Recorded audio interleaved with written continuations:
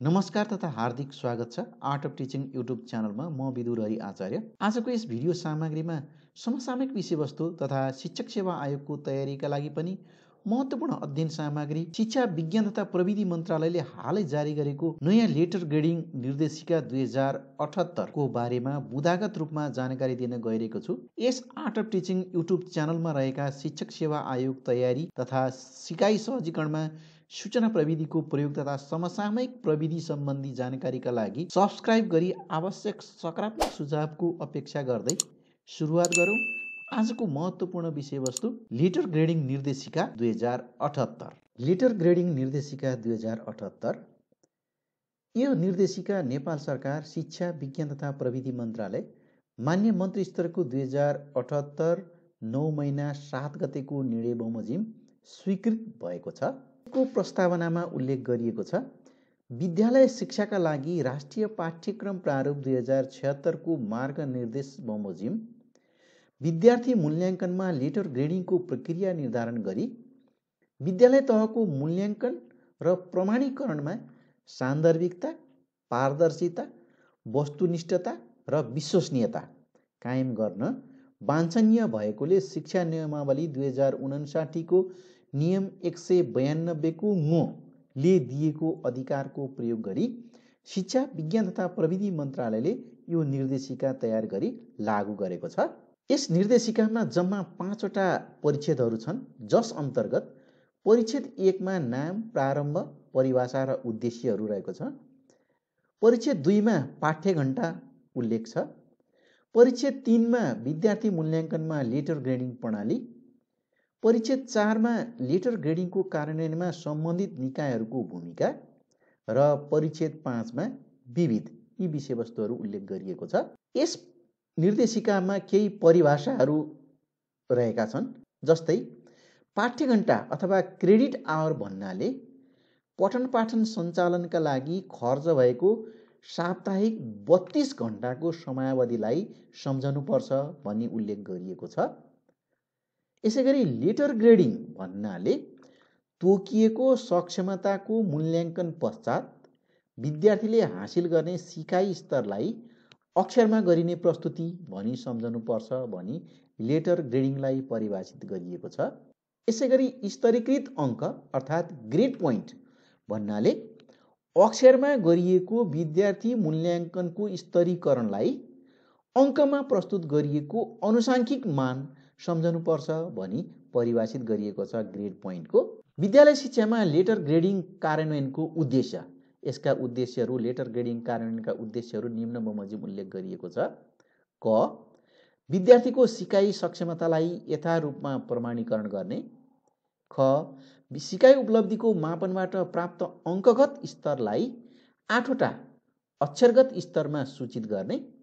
अङ्कगत स्तरलाई 8 वटा अक्षरगत स्तरमा सूचित गर्ने। ग शैक्षिक क्षतिलाई न्यूनीकरण गर्दै शैक्षिक गुणस्तर प्रवर्धन गर्ने।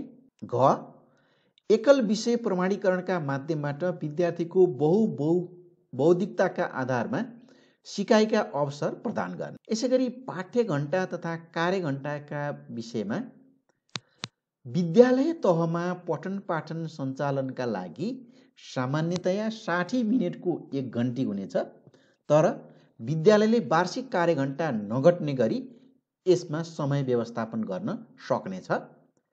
2 पठन पाठन सञ्चालनका लागि खर्च भएको 32 घण्टाको समयावधिलाई 1 पाठ्यघण्टा अथवा क्रेडिट आवर मानिनेछ। 3 मौजुदा पाठ्यक्रमले व्यवस्था गरेको पठन पाठनको समयावधिलाई पाठ्यघण्टामा रूपान्तरण गरी प्रमाणीकरण गरिनेछ। पठन पाठनको समयावधिलाई पाठ्यघण्टामा रूपान्तरण गरी प्रमाणीकरण गर्ने व्यवस्था गरिएको छ। पाठ्यघण्टा र क्रियाकलाप सन्दर्भमा शिक्षक र विद्यार्थी बीचमा प्रत्यक्ष संवाद र सहकार्य गरिने सिकाइ सम्बद्ध क्रियाकलाप र अतिरिक्त क्रियाकलापलाई पाठ्यघण्टामा गणना गर्नुपर्नेछ। यसैगरी दोस्रोमा निर्णयात्मक मूल्याङ्कनका लागि लिइने परीक्षामा सहभागी हुन विद्यालय खुलेको वा पठन पाठन भएको कुल दिनको 75% हाजिरी भएको हुनुपर्नेछ। तर खुला विद्यालय तथा वैकल्पिक सिकाइ प्रणालीमा अध्ययनरत विद्यार्थीको हाजिरी तथा मूल्याङ्कन सम्बन्धी व्यवस्थाको हकमा सम्बन्धित निर्देशिकामा उल्लेख भए बमोजिम हुनेछ भनी व्यवस्था गरिएको छ। तेस्रोमा पाठ्यक्रममा प्रयोगात्मक कार्यका लागि निर्दिष्ट पाठ्यघण्टा अनुसार कक्षा सञ्चालन गर्दा सिकाइ सम्बद्ध क्रियाकलाप तथा अतिरिक्त क्रियाकलापलाई आधार मानी मूल्याङ्कन गर्नु पर्नेछ। विद्यार्थी मूल्याङ्कनमा लेटर ग्रेडिङको व्यवस्था सन्दर्भमा ग्रेड निर्धारण गर्दा विद्यालय शिक्षा कक्षा 1 देखि 12 मा लेटर ग्रेडिङ लागू गर्दा देहाय बमोजिम अथवा निम्न बमोजिम ग्रेड निर्धारण गरिनेछ भनी व्यवस्था गरियो, जसअनुसार उपलब्धि प्रतिशत, स्तरीकृत अङ्क, अक्षरमा उपलब्धि स्तर र उपलब्धि स्तरको व्याख्या निम्नानुसार भएको पाइन्छ। यसअनुसार 1 मा 90% र सोभन्दा माथि यसको स्तरीकृत अङ्क 4.0 र अक्षरमा यसको उपलब्धि स्तर A+ र यसको उपलब्धि स्तरको व्याख्या सर्वोत्तम अर्थात् आउटस्ट्यान्डिङ रहेको छ भने दोस्रोमा 80 र सोभन्दा माथि र 90 भन्दा कम को स्तरीकृत अङ्क 3.6, अक्षरमा यस उपलब्धि स्तरलाई A र यस उपलब्धि स्तरको व्याख्या अति उत्तम अर्थात् एक्सलेन्ट रहेको छ। यसैगरी 70 र सोभन्दा माथि र 80 भन्दा कम को स्तरीकृत अङ्क 3.2 र अक्षरमा उपलब्धि स्तर B+ र यस उपलब्धि स्तरको व्याख्या उत्कृष्ट अर्थात् भेरी गुड। यसैगरी चौथोमा 60 र सोभन्दा माथि र 70 भन्दा कम यसको स्तरीकृत अङ्क 2.8 र यसको अक्षरमा उपलब्धि स्तर B र उपलब्धि स्तरको व्याख्या यसको उत्तम अर्थात् गुड।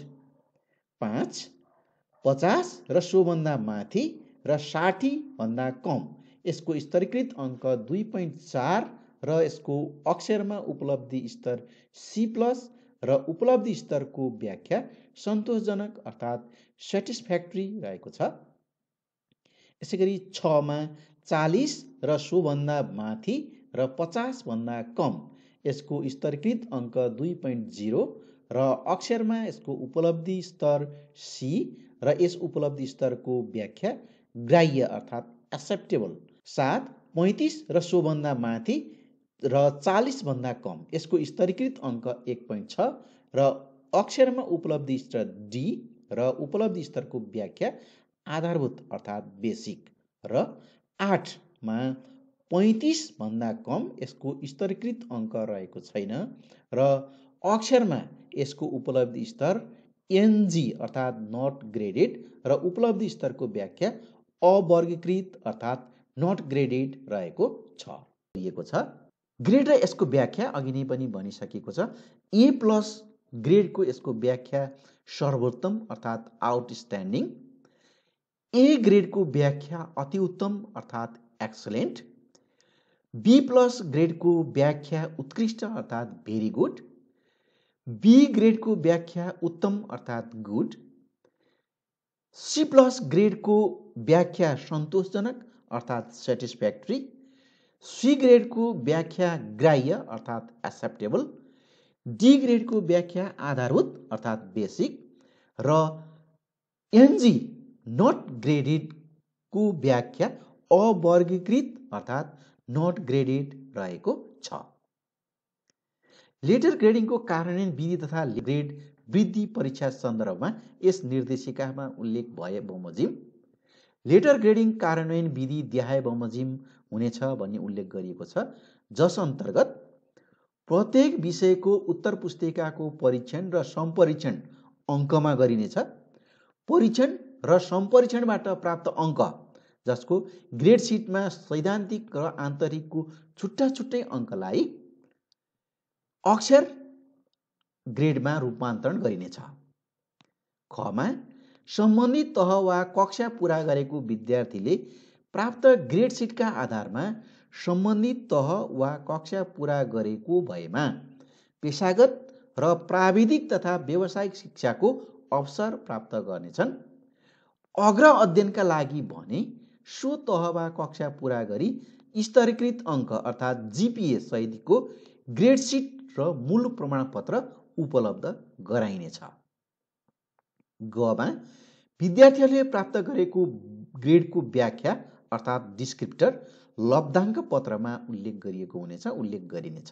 दोस्रो नम्बरमा भनिएको छ यसको ग्रेड वृद्धि परीक्षा र प्रमाणपत्रका सन्दर्भमा देहाय बमोजिमको व्यवस्था रहेको छ। कमा कक्षा 8, कक्षा 10 र कक्षा 12 मा सबै विषयमा न्यूनतम ग्रेड पूरा गरेपछि मात्र सम्बन्धित निकायले मूल प्रमाणपत्र उपलब्ध गराउनेछ। तर विषयगत रूपमा आन्तरिकतर्फ सी र सैद्धान्तिकतर्फ डी ग्रेड, यहाँ महत्त्वपूर्ण विषयको रूपमा उल्लेख गरिएको छ। विषयगत रूपमा आन्तरिकतर्फ सी र सैद्धान्तिकतर्फ डी ग्रेड प्राप्त गर्न नसक्ने विद्यार्थीका लागि मूल प्रमाणपत्र उपलब्ध गराइने छैन। यसैगरी खमा अन्य कक्षाको हकमा यो निर्देशिकाको प्रतिकूल नहुने गरी विद्यालयले नै ग्रेड सिट र प्रमाणपत्र उपलब्ध गराउनेछ। ग अग्र अध्ययनका लागि मूल प्रमाणपत्र अध्ययन अनिवार्य हुनेछ। मूल प्रमाणपत्र नलिई अग्र अध्ययन गरेमा समकक्षता प्रदान गरिने छैन। घ मूल प्रमाणपत्र प्राप्त गर्न नसकेका परीक्षार्थीले 3 पटकसम्म 2वटा विषयमा ग्रेड वृद्धि परीक्षामा संलग्न हुन पाउनेछन् र ग्रेड वृद्धि परीक्षामा संलग्न हुने तथा आन्तरिक मूल्याङ्कनमा सहभागी भई बाह्य मूल्याङ्कनमा संलग्न हुन नसकेका विद्यार्थीको हकमा आन्तरिक तथा प्रयोगात्मक मूल्याङ्कनको अङ्क 3 वर्षसम्म कायम रहनेछ। यसमा भनिएको छ 3 पटकसम्म बढीमा 2वटा विषयमा ग्रेड वृद्धि परीक्षामा संलग्न हुन पाउनेछन् र ग्रेड वृद्धि परीक्षामा संलग्न हुने र आन्तरिक मूल्याङ्कनमा सहभागी भएका र बाह्य मूल्याङ्कनमा संलग्न हुन नसक्ने विद्यार्थीहरूको हकमा आन्तरिक तथा प्रयोगात्मक मूल्याङ्कनको अङ्क 3 वर्षसम्म कायम रहनेछ भन्ने व्यवस्था गरिएको छ। 2 विषयभन्दा बढी विषयमा तोकिएको ग्रेड प्राप्त गर्न नसकेमा वा ग्रेड वृद्धि परीक्षामा तोकिएको ग्रेड प्राप्त गर्न नसकेका परीक्षार्थीको अर्को वर्षको सम्पूर्ण विषयको परीक्षामा संलग्न हुन वा सोही कक्षामा पुनः अध्ययन गर्न पाउनेछन्। 2 विषयभन्दा बढी विषयमा तोकिएको ग्रेड प्राप्त गर्न नसकेका विद्यार्थीहरूको लागि यस्तो व्यवस्था गरिएको छ। च आन्तरिक मूल्याङ्कनमा तोकिएको ग्रेड प्राप्त नभई वार्षिक वा बाह्य परीक्षामा संलग्न भएको विद्यार्थीको परीक्षा रद्द हुन सक्नेछ। छ विदेशी बोर्डहरूबाट अध्ययन गरी उत्तीर्ण भएका विद्यार्थीहरूको ग्रेड निर्धारण समेत यसै कार्यविधि बमोजिम गर्नुपर्नेछ भनी यस लेटर ग्रेडिङ कार्यान्वयन निर्देशिका 2078 मा व्यवस्था गरिएको छ।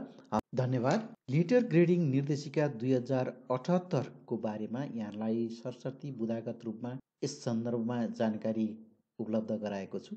शिक्षक सेवा आयोगको परीक्षाको लागि तयारीका सन्दर्भमा उपयुक्त विषयवस्तु र समसामयिक विषयवस्तुको रूपमा सबै शैक्षिक सरोकारवालाहरूका लागि महत्त्वपूर्ण यस विषयवस्तु पक्कै पनि यहाँलाई महत्त्वपूर्ण लाग्नेछ भन्दै यो भिडियोलाई अन्तिमसम्म हेरेर साथ दिनुभएकोमा हार्दिक धन्यवाद व्यक्त गर्दै पुनः अर्को भिडियो सामग्रीमा भेट हुनेछौँ।